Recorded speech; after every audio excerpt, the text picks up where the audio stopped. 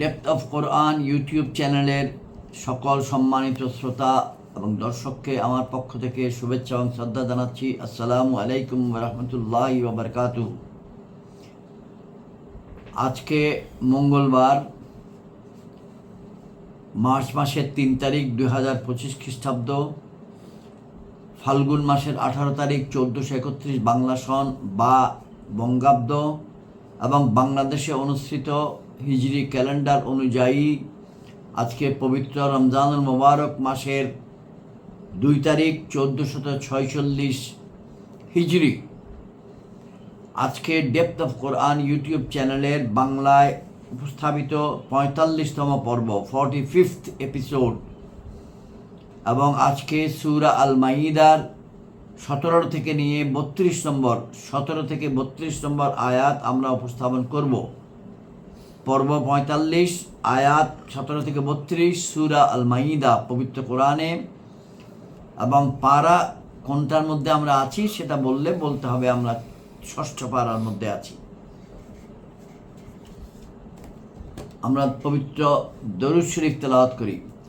আল্লাহুম্মা সাল্লি আলা মুহাম্মাদিন ওয়া আলা আলি মুহাম্মাদিন কামা সাল্লাইতা আলা ইব্রাহিম ওয়া আলা আলি ইব্রাহিম ইন্নাকা হামিদুম মাজিদ। আল্লাহুম্মা বারিক আলা মুহাম্মাদিন ওয়া আলা আলি মুহাম্মাদিন কামা বারাকতা আলা ইব্রাহিম ওয়া আলা আলি ইব্রাহিম ইন্নাকা হামিদুম মাজিদ। আউযু বিল্লাহি মিনাশ শাইতানির রাজীম। বিসমিল্লাহির রহমানির রহিম। লাকাদ كفر الذين قالوا إن الله هو المسيح ابن مريم قل فمن يملك من الله شيئا إن أراد أن يهلك المسيح ابن مريم وأمه ومن في الأرض جميعا ولله ملك السماوات والأرض وما بينهما يخلق من يشاء والله على كل شيء قدير. وقالت اليهود والنصارى نحن أبناء الله وأحباؤه قل فلما يعذبكم بذنوبكم بل أنتم بشر ممن خلق يغفر لمن يشاء ويعذب من يشاء ولله ملك السماوات والأرض وما بينهما وإليه المصير. يا أهل الكتاب قد جاءكم رسولنا يبين لكم على فترة من الرسول أن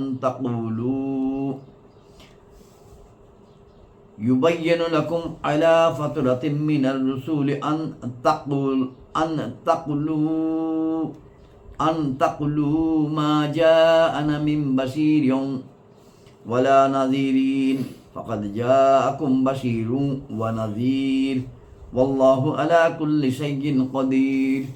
وإذ قال موسى لقومه يا قوم اذكروا نعمة الله عليكم إذ جعل فيكم أنبياء وجعل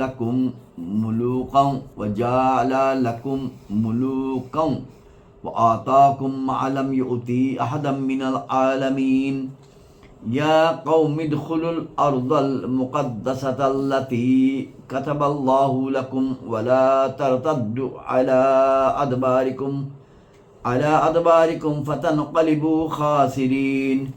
قالوا يا موسى إنا فيها قوما جبارين وإنا لن ندخلها حتى يخرجوا منها فإنا داخلون.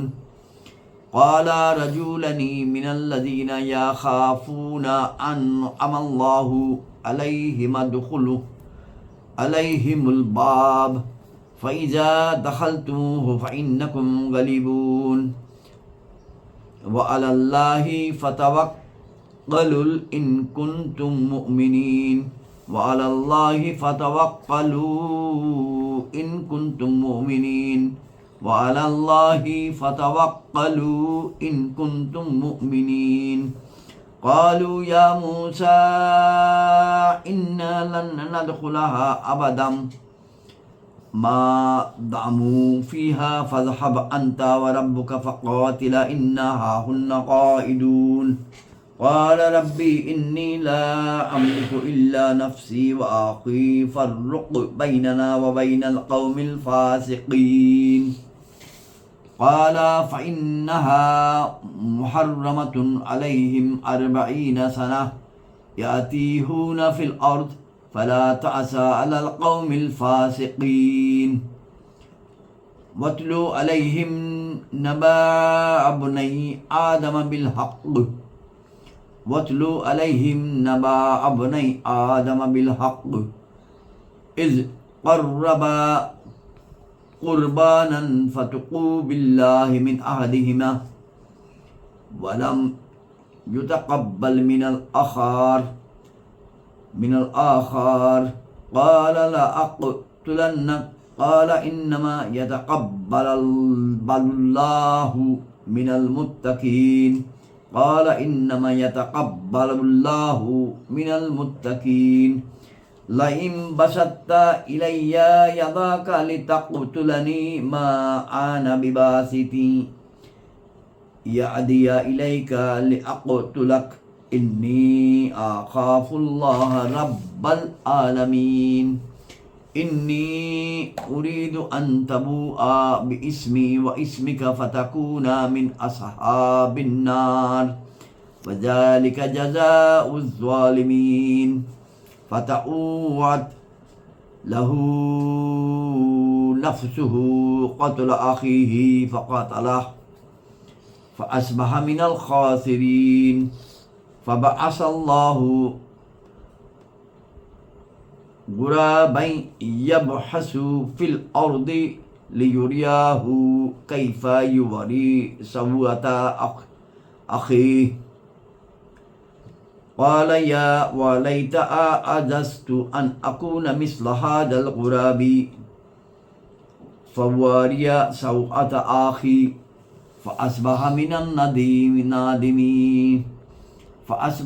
النادمين من أجل ذلك كتبنا على بني إسرائيل أنه من قتل نفسا بغير نفس أو فساد في الأرض فكأنما قتل الناس جميعا ومن أحياها فكأنما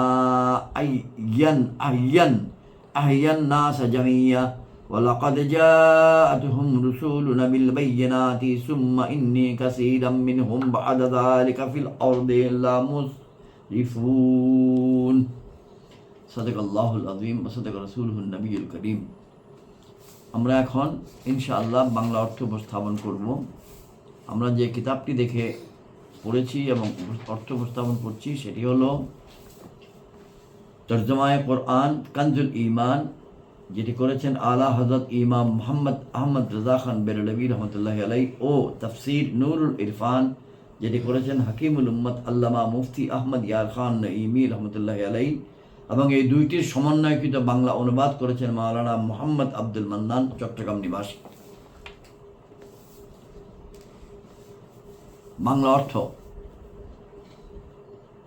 আজকের এই আয়াতগুলিতে 17 থেকে 32 নম্বর আয়াতে প্রথমেই আছে মরিয়ম তনয় মসিহ অর্থাৎ ঈসা আলাইহিস সালাম, তার প্রসঙ্গ, এবং এরপর আছে মূসা আলাইহিস সালাম এবং তার কওমের প্রসঙ্গ। তাদের মধ্যে কি হয়েছে সে কথাগুলো এখানে আছে, পবিত্র কোরআনের আরও অনেক জায়গায় আছে, এবং আদম আলাইহিস সালামের দুই পুত্রের কাহিনীও এই আয়াতের মধ্যে পাওয়া যাবে আজকের আলোচনায়। বিসমিল্লাহ। 17 নম্বর আয়াত। নিশ্চয়ই কাফির হয়েছে ওই সব লোক যারা বলেছে আল্লাহ মরিয়ম তনয় মসিহ। আপনি বলে দিন, অতঃপর আল্লাহর কে কি করতে পারে যদি তিনি এটাই চান যে ধ্বংস করে দেবেন মরিয়ম তনয় মসিহ, তার মাতা এবং সমস্ত দুনিয়াবাসীকে।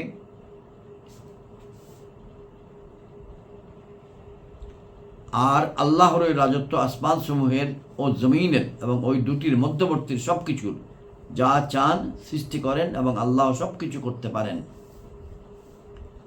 18। এবং ইহুদি ও খ্রিস্টানগণ বলেছে আমরা আল্লাহর পুত্র এবং তাঁর প্রিয়।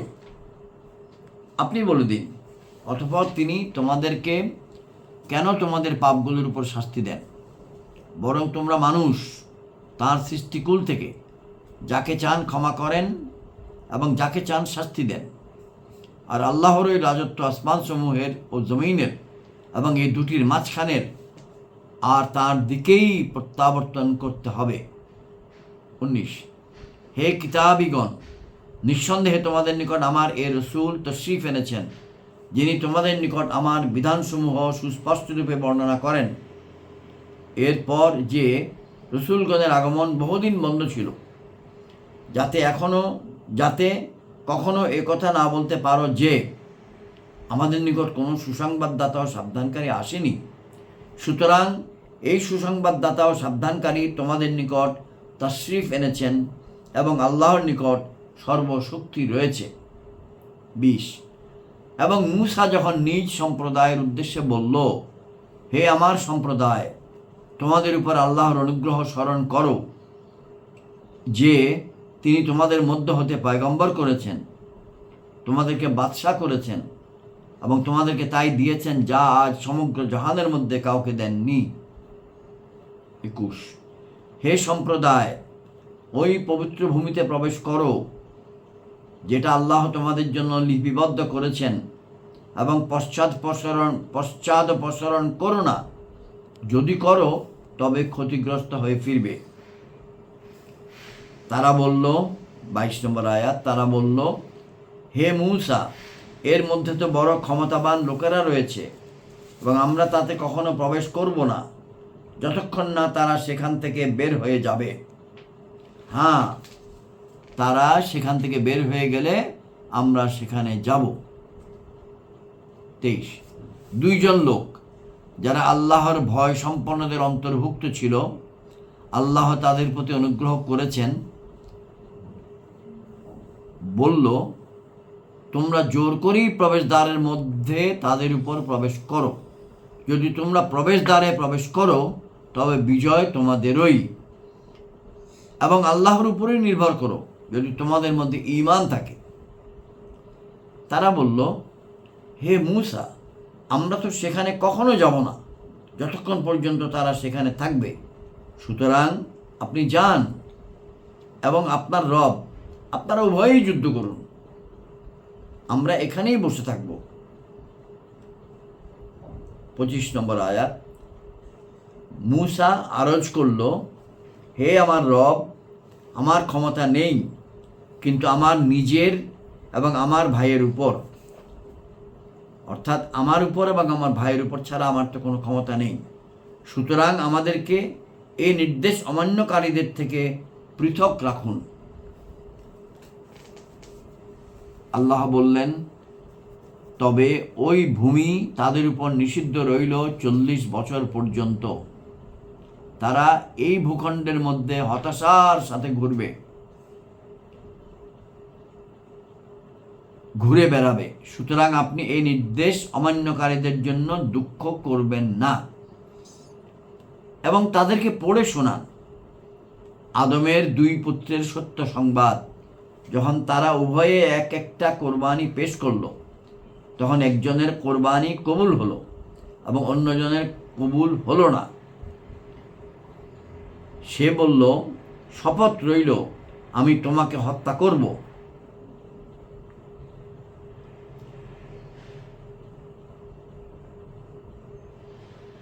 অপরজন বলল, আল্লাহ তাদের থেকেই কবুল করেন যাদের মধ্যে আল্লাহর ভয় আছে। একেবারে একটি বাক্যের ব্যাখ্যা, যার কোরবানি কবুল হয়েছিল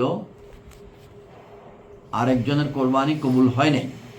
যার কোরবানি কবুল হয় নাই তিনি বলেছিলেন অপরজনকে, যারটা হয়েছে তাকে বলছে যে শপথ রইল আমি তোমাকে হত্যা করব। আর যার কোরবানি কবুল হয়েছিল তিনি বললেন আল্লাহ তাদের থেকেই কবুল করেন যাদের মধ্যে আল্লাহর ভয় আছে। আয়াত নম্বর 28, নিশ্চয়ই যদি তুমি তোমার হাত আমার দিকে বাড়াও আমাকে হত্যা করার জন্য, তবে আমি আপন হাত তোমার দিকে বাড়াবো না, এই জন্য যে তোমাকে হত্যা করব। আমি আল্লাহকে ভয় করি যিনি সমগ্র বিশ্বের মালিক। 29, আমি তো এটা চাই যে আমার ও ও তোমার পাপ উভয়টারই ভার তুমি বহন করবে। সুতরাং তুমি দোজকবাসী হয়ে যাবে এবং অন্যায়কারীদের এটাই সাজা। অতঃপর তার মন তাকে ভ্রাতৃহত্যার প্ররোচনা দিল, সুতরাং সে তাকে হত্যা করল, ফলে সে রয়ে গেল ক্ষতির মধ্যে। 31। অতঃপর আল্লাহ একটা কাক পাঠালেন যা মাটি খনন করছিল, যাতে তাকে দেখিয়ে দেয় সে কিভাবে তার ভাইয়ের লাশ পুঁতে ফেলবে। সে বলল, হায়রে সর্বনাশ, আমি তো এই কাকের মতো হতে পারলাম না যে আমি আমার ভাইয়ের লাশ পুঁতে ফেলতাম। অতঃপর সে অনুতপ্ত হয়েই রইল। 32 নম্বর আয়াত এবং আজকের জন্য আলোচনার শেষ আয়াত। এ কারণেই আমি বনি ইসরাইলের উপর এই বিধান লিখে দিলাম যে যে ব্যক্তি প্রাণ হত্যা করল, কোনো প্রাণ হত্যার বদলা ও পৃথিবীর পৃষ্ঠে ফ্যাসাদ করা ছাড়াই, তখন সে যেন সকল মানুষকেই হত্যা করল। আবারও এরকম করে পড়ি, কোনো প্রাণ হত্যার বদলা ও পৃথিবী পৃষ্ঠে ফ্যাসাদ করা ছাড়াই ব্যতীতই যে ব্যক্তি প্রাণ হত্যা করল, তখন সে যেন সকল মানুষকে হত্যা করল। আর যে ব্যক্তি একটা প্রাণ বাঁচালো, সে যেন সকল মানুষকে জীবিত রাখল। নিশ্চয়ই তাদের নিকট আমার রসুলগণ স্পষ্ট প্রমাণাদি সহকারে এসেছেন। অতঃপর নিশ্চয়ই তাদের মধ্যে অনেকে এরপরও পৃথিবীতে সীমালঙ্ঘনকারী হয়ে রয়েছে। আজকের আলোচনা এখানে শেষ। আসসালামু আলাইকুম ওয়া রাহমাতুল্লাহি ওয়া বারাকাতুহু।